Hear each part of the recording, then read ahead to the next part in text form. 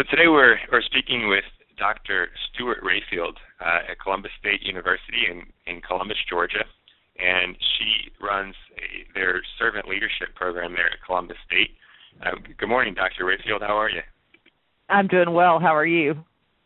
I'm fantastic. Great. I don't think I have quite as much energy as you, but I'm doing well. I've had my shot of caffeine this morning.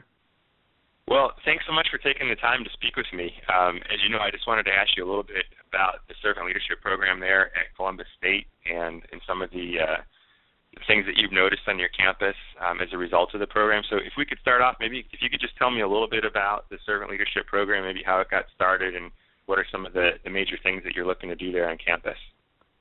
Okay, great.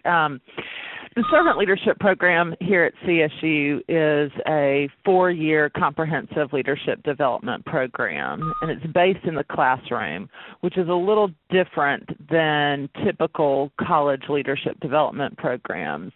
Back in probably about the late 90s, the president of our university, Frank Brown, along with many community leaders, including Mr. Bill Turner, who was the retired CEO of the W.C. Bradley Company, which has Charbroil Grills, Zebco Fishing, Tiki Torches. They were having some conversations about the culture of leadership within our city. And Columbus has been named the Servant Leadership City by the Greenleaf Center out of Indianapolis. We're the only city to receive that designation as of right now. There's something kind of special about the leadership within this community. And Mr. Turner and Dr. Brown were sitting down talking about how do we make sure that this legacy of leadership continues within our community. And the natural answer, or at least one of the natural answers to that question, was we really need to be doing something intentional within Columbus State University to make sure that servant leadership is something that our students have the opportunity to study in detail, graduate with, and then practice in their lives wherever they end up. So that was kind of that's where the idea was born, to do a college-based servant leadership program. And to really give it a punch, President Frank Brown felt like it had to be something that was tied to a classroom academic experience. And so students who are in the program typically come in as freshmen, although they can start at any point, but typically they come in as freshmen and they'll take a class about servant leadership for 8 semesters. So for 4 years, each semester they'll take one class, and they receive a certificate at the end. But it's a great opportunity for students to begin thinking about leadership in a real intentional way.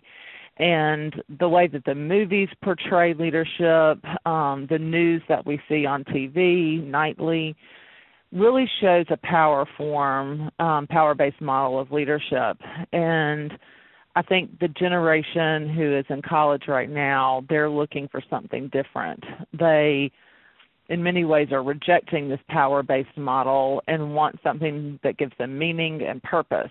And this service-based model of leadership, which we call servant leadership, is something that's real attractive to them and allows them to align the values that they have with the behaviors in leadership. And that's a kind of a new concept, I guess, for some, based on what we read about and see every day.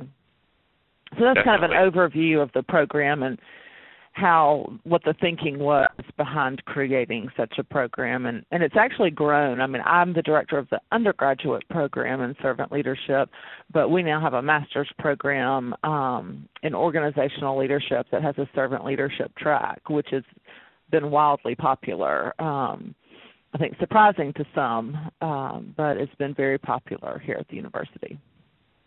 That's fantastic. And just for any listeners who might not be familiar with the term servant leadership or Robert Greenleaf, you mentioned that the Greenleaf Center out of Indianapolis had named Columbus a servant leadership city.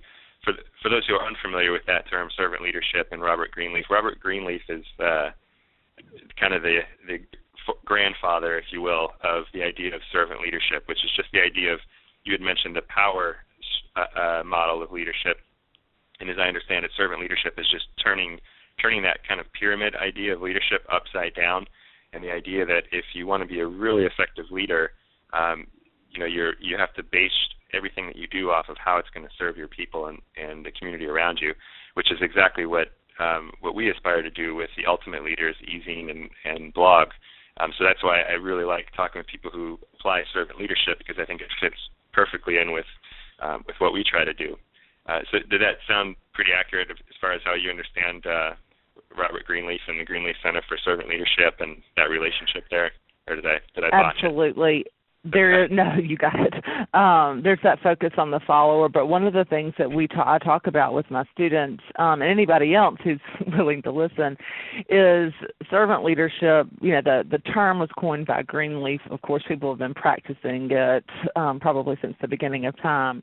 But the biggest difference I see between the servant leadership and what I tend to call plain old vanilla leadership, traditional notions of leadership, in addition to the focus on the followers, is also that there is an evaluation of the outcome of leadership, what happened as a result of this leadership.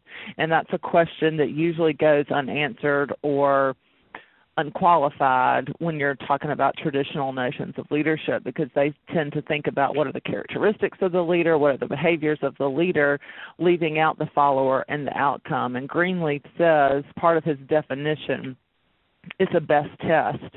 And he said it's hard and difficult to administer, and I'm paraphrasing here, but the question is, do people, as a result of this leadership, do they become healthier, freer, wiser, more autonomous, more likely themselves to become servants?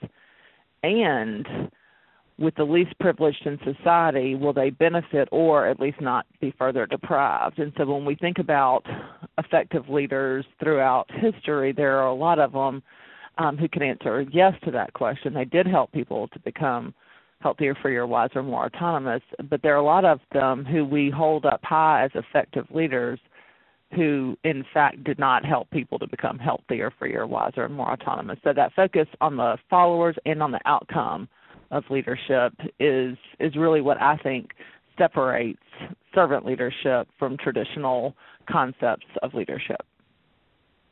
Agreed.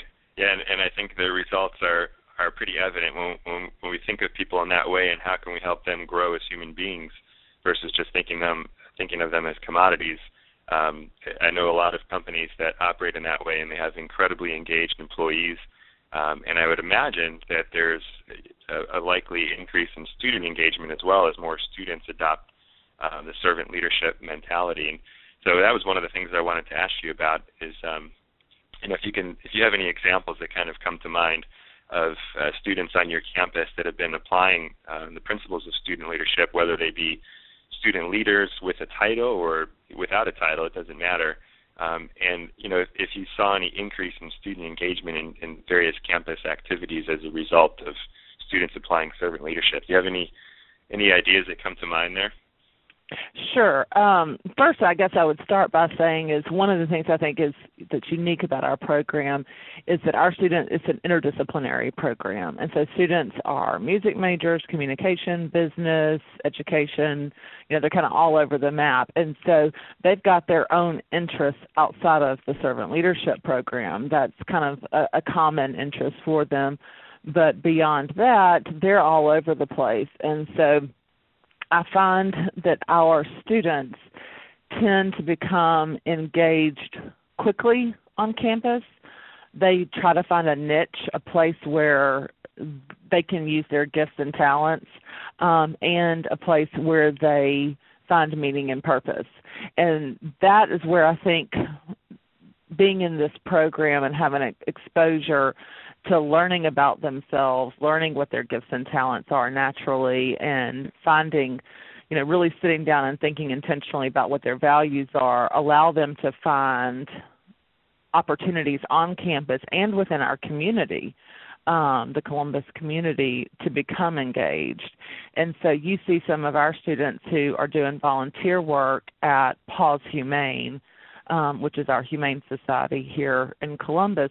But they're not just doing volunteer work out there. They're running some of the fundraisers. They're doing the website for PAWS. They're taking the pictures that go on the website and writing the descriptions. We had a former student who's graduated now who wanted to be a technical writer. That was her major. She was in technical writing through our English department. And so she was passionate about working at PAWS and actually took a full-time job there post-graduation. But she would write the write-ups about each of the animals to put on the website. And so, again, that was a way for her to combine what she was passionate about, which was working with animals, and what she was good at doing and what she wanted to do for the rest of her life. And so that's a way that she became engaged within our community in a way that she might not have otherwise. She did not realize about her passion for working with animals until she tested it out by doing some volunteer work at PAWS. But we tend to find on our campus that our students assume leadership roles, they become engaged, and that they have a positive impact on the way that these student organizations are run. And one example from this year is our student government president. It's one of my students, and he had not been involved with student government prior to this year. He's a senior, and he's pre-med, has already been accepted to medical school, maintained a 4.0, just a fantastic person. And he really saw a need for our student government to do more than it was doing and to organize in a way that was based on principles of servant leadership. And so he had a rocky start because the people who had been involved with SGA for years, they were used to more of a power model of leadership. And so those first few meetings when he was presiding over the Senate on campus were a little nightmarish. I had other students come in and saying, "Oh gosh, I feel so sorry for him. It was awful. I can't believe the way people talked," and that sort of thing. But he remained calm throughout, and it didn't bother him. He saw the long-term benefits of really getting people to shift their paradigm and look at the way they were doing things through a different lens. And he's been able to accomplish that, and I think he's been very successful as the student government president here at CSU, and I hope that his legacy will be an organization on campus that allows for the practice of servant leadership. But also to give you, another example, I mentioned this is a 4-year program, and so the first 2 years in the program, the students are in, I guess you could say, somewhat of a traditional classroom setting where we meet on a regular basis in a classroom. They have assignments. The junior year, and that's really all about learning about servant leadership. The junior year, it becomes a little bit more of applied, where we're watching contemporary films and they're writing papers where they reflect on how they saw servant leadership and what the implications were, or where they didn't see servant leadership and what the implications were. But their senior year, they have to do a class senior project. And this is where they practice servant leadership in a very real way. And I tell them that I'm their cheerleader, but this is not my project. I've already done a senior project. I don't want to do another one.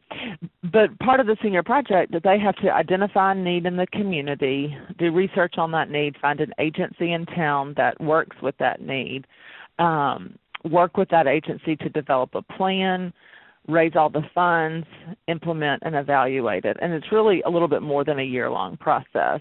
They start brainstorming their ideas during their junior year.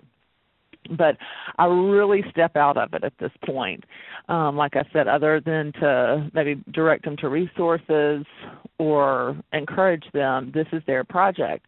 And they have done amazing projects. And I'll tell you a little bit about a couple of those in a second. But I have to remind them during this time that the project itself is a benefit to the community, and that's great. But the purpose of the project is for them to learn how to practice servant leadership. And it's difficult to do because even within a group of 20, 25 students, you're still going to have some that aren't putting forth as much effort as others. You're going to have some who have dominant personalities and some who don't. And how do you manage all those different types of personalities and still engage everyone? And that's really what servant leadership is all about. And that's hard to do. And so they struggle during the year, each year. It's easy to talk about servant leadership in the classroom setting, but to go out and actually practice it is something it's very difficult. And it takes a lot of time and a lot of energy, but the payoffs are huge. And most students graduate from our program saying that's the most significant experience that they had. And they're able to walk into job interviews, they're able to walk into interviews for graduate school and talk about these experiences and what they've learned from them, what they have, the type of skills that they've gained as a result of being a part of this project. And it really helps them to get into graduate school or to get that job. But some of the projects that they've done in the past, several years ago before I became involved with the program, the students decided to build the first CSU, the Columbus State, Habitat for Humanity house. And so they raised about $27,000 and built and engaged the rest of the university community and built the first CSU Habitat house. And so that was a real significant, big project. Another year they worked with a local elementary school that was not meeting AYP, and they worked with the principal and the teachers there, and they said, what do you need? You know, what would help you to be able to teach these students? And it was a neighborhood elementary school. And one of the big things that ended up being a three-pronged project. And one of the things that the teacher said is we really want an opportunity or a way for us to teach character education because we think this is fundamentally important to the education that our students receive, but we don't have a particular curriculum. So our students decided to paint a mural on one of their gymnasium walls. And an elementary school gymnasium wall is pretty big. But they worked with the teachers to kind of develop a list of character education words that they wanted to see literally on the mural and also represented on the mural. And so they did this huge mural that had the character education words on it, and it became a teaching tool for teachers to be able to talk to the students about the different words. It also was an opportunity to show school pride because part of the mural was really lifting up that particular elementary school. But the other two parts of that project were the Media Center was underfunded and really needed some more money to beef up their accelerated reader program. And so the students raised $1,000 and just donated that back to the school. But then they also, it wasn't a beautiful school. It wasn't happy to be there. So the mural helped with that. But they also created an outdoor classroom. They wrote a grant, Lowe's Toolbox for Education. They wrote a grant and were able to transform one area into an outdoor classroom. And they worked almost every weekend during the spring, kind of digging everything up that was there, which wasn't much, and then replanting it and creating learning spaces within the outdoor classroom. And then another project that ended up being a multi-year project where seniors kind of sold the idea to those who were following them was a playground. And that year it started out as a project to affect autism. It was back in 2010, and that's when some of the new statistics were coming out about 1 in 88 children would be born with autism, 1 in 100. There were varying statistics at the time, but it was in the news a lot. And so they wanted to see what they could do. And so through their research, they found that children who have autism that were engaged in very intentional play that tapped in to some of their areas of interest was having significant impact on their ability to interact socially and communicate. And so they did some research, and the end result is actually, and this was back in 2010, so fast forward to October of this past year, 2012, we did the grand opening for almost a $500,000 playground that is designed for children with all sorts of abilities and disabilities. So it's accessible from the very bottom to the very top, and it's one of the only ones in the country that's like this. And so this is something that our students felt very excited about and felt like it was important for this community, and our community supported it. They wrote grants, they went door to door, they had a lot going on, and so now that that playground is open, it is being used regularly, and it also is in a location that really allows children from all types of socioeconomic backgrounds within our community. It's kind of on that dividing line. Most cities have a dividing line that kind of separates the haves and the have-nots, and this playground sits right on that dividing line. So it's bringing together groups of children who may not normally play together if they're going to just their neighborhood playground. So this is more of a destination playground. So that's just some examples, but every year we have kind of a celebration luncheon, and every year I reflect back on the year. And what I find is that when I'm listening to the classes brainstorm their projects, I'm thinking about all the reasons why they can't do it. Like, oh, that's too big, that's too much, they're not going to have time for that, that's going to cost too much. You know, I'm thinking of all the realities, and they're thinking about the idea, and they're thinking about the need. And every year I'm amazed and inspired by what they accomplish. And if I had had a hand in any of it, then it wouldn't have been as good as it ends up being. And so it's a great day of reflection to see these students implement principles of servant leadership and make things happen. So it's a great way to see 3.5 years, 4 years of what they're learning in the classroom to be put into practice. That must be incredibly inspiring to hear. It is. It is. It is. Every year I'm overwhelmed by what they're able to accomplish.